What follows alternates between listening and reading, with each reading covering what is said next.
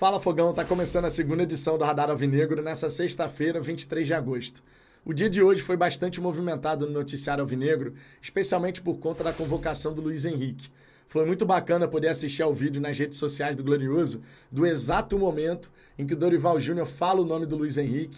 Aí você tem a explosão de alegria do Pantera e depois os seus companheiros, todo o staff o felicitando. Para a SAF Botafogo é muito importante que a gente tenha cada vez mais jogadores representando suas respectivas seleções. O Luiz Henrique na seleção brasileira, o Savarino na seleção venezuelana, o Almada, de repente, sendo chamado para a seleção da Argentina, o Bastos, quem sabe, podendo retornar à seleção de Angola. Tem vários pontos positivos que a gente tem que destacar quando um atleta nosso é chamado para defender a seleção do seu país. O primeiro ponto é a felicidade que toma conta do ambiente, contagia. O ambiente do Botafogo por si só, ele já está muito positivo. Afinal de contas, o Glorioso é líder do Campeonato Brasileiro, acabou de eliminar o Palmeiras de Abel Ferreira, que desde 2020, no mínimo, sempre chegava nas semifinais da Copa Libertadores, então foi um baita feito do Botafogo, sem sombra de dúvida. Só que aí você agrega essa felicidade que toma conta de um jogador e dos seus companheiros. A atmosfera positiva, ela ganha novos elementos, novos contornos. E isso é muito bom para a competitividade do Botafogo, não dá para negar. Fora que do ponto de vista de negócio, de marca, o nome Botafogo ele vai ganhando ainda mais peso, porque o Botafogo vai voltando a ser uma equipe capaz de fornecer atletas para a seleção brasileira. E isso, claro, vai agregando valor quando o Botafogo, por exemplo, vai atrás de algum atleta muito talentoso e você passa a ter ainda mais argumentos. Hoje já tem vários. Você tem o Botafogo em reconstrução, a estrutura já melhorou bastante. Você tem as duas contratações mais caras da história do futebol brasileiro vestindo a nossa camisa. Você tem uma equipe que lidera o campeonato nacional, que está nas quartas de final da Copa Libertadores. Você tem uma atmosfera que um atleta talentoso, ele pode olhar, avaliar e entender que aqui, no Botafogo, é o melhor lugar para ele poder seguir desenvolvendo a sua carreira. Então eu fico muito feliz pela convocação do Luiz Henrique. É claro que na data FIFA seria bacana se ele pudesse descansar, mas a felicidade do Pantera tem que ser a nossa felicidade também. Porque essa atmosfera positiva a gente pode tirar proveito mais adiante. Uma atmosfera de confiança possibilita maior competitividade e alcance dos resultados. E obtendo os resultados que a gente deseja e precisa, as taças ficam mais perto, não é verdade? Agora, Fogão, um outro ponto que eu queria falar sobre isso, essa questão dessa atmosfera positiva, essa atmosfera bacana, eu queria destacar o papel de protagonismo que o Botafogo está recuperando no futebol brasileiro. E eu digo recuperando porque, naturalmente, nós já tivemos um período de grande protagonismo. Foi lá na década de 60, né, especialmente, onde Botafogo e Santos dividiam os holofotes. Era o Botafogo de Garrincha e o Santos de Pelé. Infelizmente, ao longo das décadas, o Botafogo ele foi perdendo força. Na década de 90, conseguiu chegar em várias competições, com exceção da Copa Libertadores, é bom que se diga.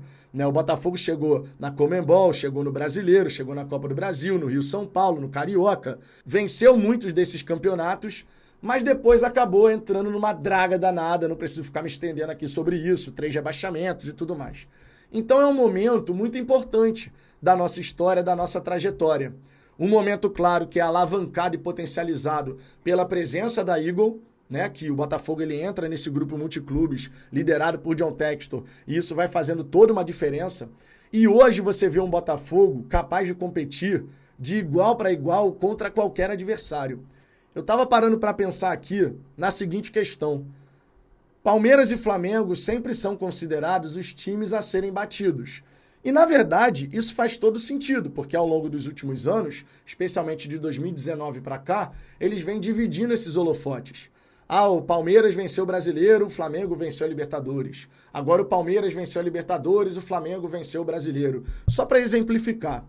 E no começo dessa temporada, no momento que a temporada vai começar a vera mesmo, ali às vésperas do início do Campeonato Brasileiro, o que a gente teve na imprensa tradicional? Mais uma vez, Palmeiras e Flamengo sendo colocados como os times a serem batidos, certo? Porque é isso que eles têm feito ao longo dos últimos anos. Só que aí quando a gente para pensar que o Botafogo, desde que a temporada começou a Vera, né, contando do Brasileiro pra cá, quando realmente começou assim, agora é temporada de verdade. O Botafogo já enfrentou Palmeiras e Flamengo 5 vezes. 5 vezes. Não perdemos nenhum jogo, vencemos 4, empatamos apenas 1. Nesse período, teve direito a amasso no rubro-negro, perdeu por 4-1, poderia ter sido 7-8, e eliminação para cima do Palmeiras na Copa Libertadores. É de uma magnitude, quando a gente para colocar os pingos nos is, você começar a entender que o lugar do Botafogo hoje é esse. O lugar do Botafogo hoje é ali, junto de Palmeiras e Flamengo, e botando os dois em grande dificuldade. Era inimaginável uma situação como essa há pouquíssimo tempo atrás. Inimaginável. Tão inimaginável quanto a declaração, por exemplo, do Bruno Spindel, dirigente do Flamengo. Eu faço questão de trazer aqui, porque é mais um elemento que aponta nessa direção de um Botafogo protagonista, que incomoda. E todo mundo sabe, por mais que torcedores adversários, o Botafogo não incomoda ninguém, o Botafogo é bairro, como se algum botafoguense se incomodasse, ficasse chateado por essa provocação, que é uma bobagem sem tamanho. Mas olha só o que o dirigente do Flamengo comentou. O Flamengo investiu até o momento 190 milhões e estima que o Botafogo investiu quase 600 no ano, nas 2 janelas. Você pega Igor Jesus e Alan, que vieram livres do mundo árabe.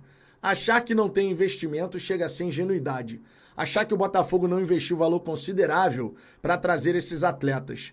Quando você faz as contas, considerando impostos, comissões, como o Flamengo divulga em seu balanço, quando se fala que o Flamengo investiu 190 milhões, tem os impostos. Quando compra jogador de fora do Brasil, você tem que pagar 18% de imposto. E ainda tem o comissionamento, que é a remuneração de intermediários e agentes. O Flamengo divulga o custo total das transações. Quando você vai fazer conta pelo que o Botafogo fez, deve ter investido 600 milhões. Irmão, o cara tirou os números não sei de onde. Mas qual a necessidade dele mencionar o Botafogo no seu pronunciamento? Meu irmão, o Botafogo hoje, ele rivaliza também nessa situação. E isso incomoda os flamenguistas, os dirigentes do Flamengo, uma barbaridade. Porque eles se acostumaram, até porque o Botafogo foi nessa direção, eles se acostumaram a ver um Botafogo que não fazia mal a ninguém mais. Um Botafogo que não conseguia bater de frente com ninguém. Hoje, por exemplo, você pega esses 5 jogos, né, contra Palmeiras e Flamengo, onde a gente venceu 4 e empatou 1, e isso dá o tom. Mas você pode expandir isso para outras equipes. Vamos pegar o São Paulo, que a gente vai enfrentar nas quartas de final da Copa Libertadores. Nos últimos 6 jogos, 4 vitórias do Botafogo e 2 empates. É uma virada de chave que gera muito incômodo em dirigentes adversários e na imprensa tradicional. Todo mundo sabe disso. O dirigente do Flamengo seguiu falando aqui o seguinte: o Flamengo não é a maior folha salarial e nem o maior investimento. Não estou reclamando. É um privilégio ter essa pressão, essa cobrança. Estar vivo nas 3 competições. Estou informado. O Botafogo é um investimento 3 vezes o tamanho do Flamengo. A folha do Botafogo, com certeza, é maior que a do Flamengo, o que não é verdade. A folha do Botafogo não é na faixa de 35 milhões de reais por mês, conforme é a folha do Flamengo. Mas você vê a que ponto a gente chega.